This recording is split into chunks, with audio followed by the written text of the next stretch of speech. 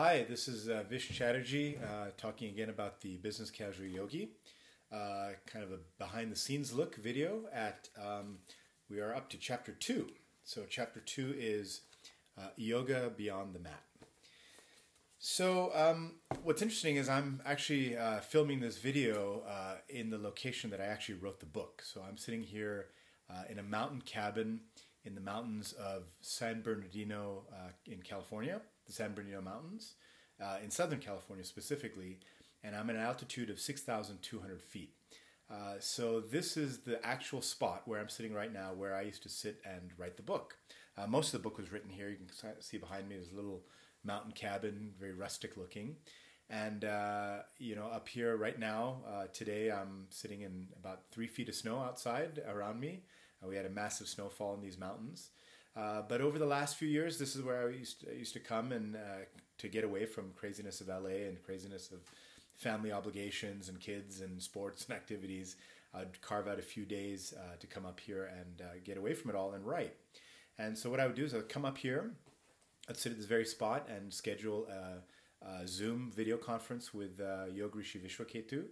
He's in India most of the time, so we'd communicate. I'd be sitting here in the mountains of California, and he'd be in India at the ashram in Rishikesh near the Ganges.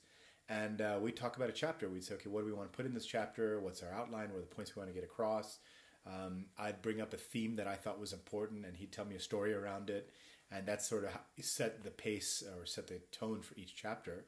And then I spent a lot of time, you can see that behind me there's a whiteboard over there, and I used to scribble on that whiteboard all sorts of ideas and chapter outlines. And then I would sit at this very spot with a view of a beautiful mountain range in front of me, which is now covered in snow, but there's pine trees and mountains. And I would sit at this spot and write. Writing, editing all took place here. So yoga beyond the mat. So I give a little background on where the word yoga comes from and why it's relevant for the working professional. And it's funny because I tell a story about a friend of mine. I use the name Steven, who runs a construction business, and he's this big burly Hispanic guy that runs does kitchen remodels, bathroom remodels, and he was very temperamental, frustrated with his employees, getting upset at customers when they were changing their mind on things. And a client of his actually recommended him to go take a yoga class. And so he started going to a yoga studio, and he enjoyed the class so much, and it became such a powerful transformation for him. He now goes to a yoga studio 5 times a week to do this practice. And he told me, it was very funny with his accent and everything, he said, I'm in this class, and it's all white women. And here I am, this big, burly, construction guy with rough hands, and I'm, Hispanic. And there's no other Hispanic in there, and there's no other men in there. And I thought it was really interesting, juxtaposition, like why did yoga in the West all of a sudden become this thing for white women in some ways. Obviously I couldn't write that in the book because it would be offensive to some people, but the behind the scenes story there is that he was Hispanic and felt very out of place, but he found it gave him a lot of benefit. A motivation for this book also, why yoga? What does yoga have to do with the business world? And why are business people having so many benefits from practicing yoga? So I was in corporate America for 20 years, and I was in all sorts of positions, rising up the ranks from junior level to senior level executive work, and even running a startup and being an entrepreneur myself. And in all of that, I found like we're, as business leaders, we're all trying to get better. We want to be better. We want to be better at our work. We want to do better. We want to inspire the people that work for us. And we also want to be better at home and with our families and our relationships. So there's this constant need for self-improvement. So business people are looking for ways to do that. And there's all these self-help books and, business gurus talking about all this different stuff that you can do. And of course, leadership training and management trainings, which I went to lots of. At one time I worked at Daimler Chrysler specifically for Mercedes. And, they used to fly me to Germany every couple of months for these intensive 3 to 5 day leadership immersion trainings where they teach us how to be a leader, how to motivate people, how to have good interactive conversations, how to do active listening, how to manage negotiations, how to take care of our health. I mean, there's all these programs to try and create very strong, grounded, centered executives. And I found that a lot of what I was reading and learning about seemed to be coming very related to what I'd learned about in the yoga system. And so I started to really see a correlation where yoga is this tool to improve yourself. It's a system of techniques and processes to improve yourself.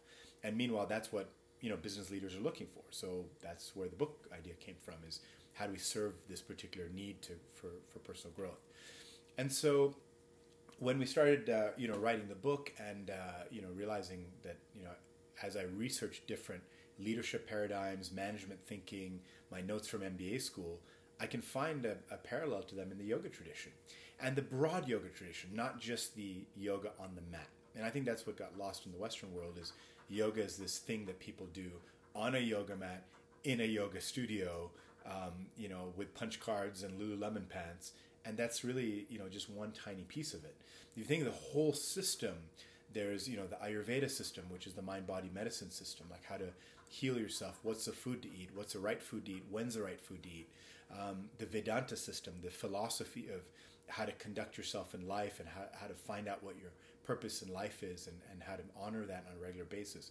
The Vastu system of how to orient your space so that's conducive to your workflow. What's the right orientation of your desk or your office or your home or your bedroom?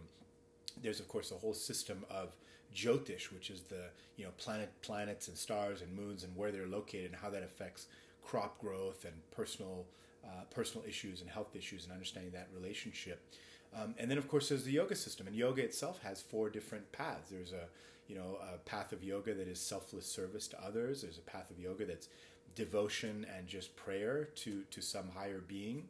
There's a path of study, of just intellectual knowledge and trying to understand the books better. And then, of course, there's the path of Raja Yoga, the kingly yoga, which is the system of techniques, breath work, meditation, postures, all of that coming together.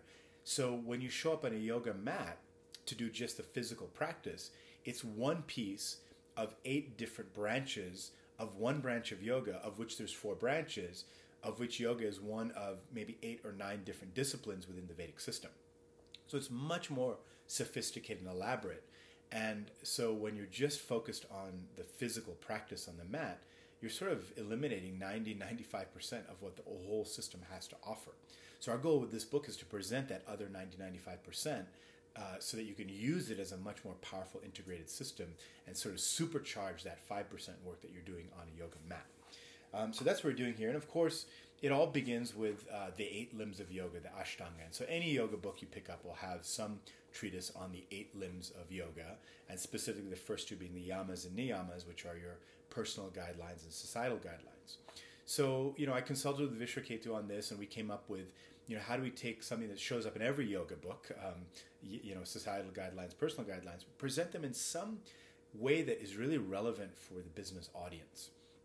And what we came up with, I wrote and I kind of went through the whole list of things. And it's tedious. It's a tough chapter to write because there's a lot of material. I'm trying to condense it down and get these points across. And my editor's first reaction at the development editing stage was, this just seems like the do's and don'ts what your mom and dad would tell you to do. Like, yeah, don't overindulge in sexuality, and yeah, keep a clean space and keep yourself groomed. It just seemed, she was like, it's a bit blah. Like, give a little bit more oomph to it. So this chapter actually took quite a few rewrites to get it right, to really explain these complex principles in a simple way, but also in something that doesn't just feel like, mom and dad wagging their finger telling you how to be a good person. And the result of it, I think, turned out really well. And as I gave the book out to a few senior executives to read, one executive in particular, I remember a senior guy at Sony said to me, he's like, this was amazing. Like, this framework just made so much sense for my work and my life and how to sort of improve and get better at what I do. So I was really proud with how it all came about. And so as you read through these 8 limbs of yoga and the yamas and niyamas, the guidelines, I hope you find them very relevant to your unique situation. And the goal of all this is to make you a better leader, whether it's you're a business manager, a business owner, whether you're just a manager of your own life, trying to get better in all the different things you manage in your life. These will help in all those ways. So I was also very intrigued with where yoga came from. So all this elaborate system I just talked about, how did these people develop? Like these ancient seers of that lived at the foothills of the Himalayas, 10,000, 15,000 years ago, with no instruments or medical devices or scientific means, they were able to divine, like through deep meditation, have these incredible insights into the nature of our human condition. And, this was an oral tradition passed down for thousands of years, and about 5,000 to 8,000 years ago, as best as we know, they finally wrote these down. So they're some of the first known texts of the Vedic tradition. And these texts had texts on psychiatry, on herbology, nutrition, on yoga, on meditation, on breathing techniques. They had texts on plastic surgery. Some of the first known texts on rhinoplasty were found here in this ancient body of knowledge. It's really fascinating. I'm still to this day intrigued with how this all came about, with this deep insight that people had thousands of years ago around the nature of our human condition and the nature of our universe. So that covers chapter 2. I did want to mention read a little bit of chapter 2, which I found very intriguing when I first understood this, because we have a healthcare crisis in the United States and probably in the world. And to deal with this healthcare crisis, it seems like Ayurveda specifically and the yoga tradition seems to have the most powerful tools to tackle.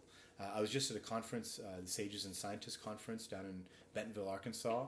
There were executives from Walmart, from Blue Shield Blue Cross, Amazon, Verizon, AT&T, Google, you name the company, JB Hunt Trucking, Tyson Foods. And there were scientists, there were doctors, a lot of medical professionals. There were the deans of the schools of public health from Harvard, from Brown, from Duke. And all of them were talking about how we really need to get beyond just understanding the body and the mind. We need to get into the level of the soul.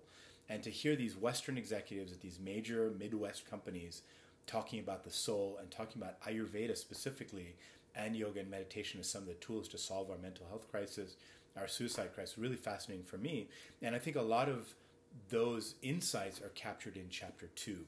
And one of the things specifically from a medical point of view, I wrote that the Vedic system is specifically equipped to supply this shift towards well-being. Ayurveda and the Vedic system as a whole, it is and always has been simple, common sense health and wellness for the masses. We as individuals can take charge of our own mental and physical health rather than letting ourselves become beholden to an overburdened and expensive system. In fact, in ancient India, physicians would be compensated at the end of the year if no one got sick. Just imagine that. You would get compensated if nobody got sick. Talk about preventative care. Today, what we do in our Western context is we incentivize physicians and pharmaceutical companies to keep us sick. Part of my work is also I'm an elected official on a public health board. I'm on the board of directors of my local healthcare district, and we're talking a lot about preventative health and how do we improve the overall health and well-being of our community. How do we save the overall medical expense? And a lot of what we're talking about is preventative care, and it's very related to many of the themes in this book, using these ancient wisdom to have more well-being in a holistic way so that we get less sick. So I hope you enjoyed chapter 2, a little bit longer than usual, but it's kind of a heavy, deep chapter with a lot of stuff. And I hope you enjoyed, and I'll be back next time with a behind-the-scenes look at chapter 3. Thank you.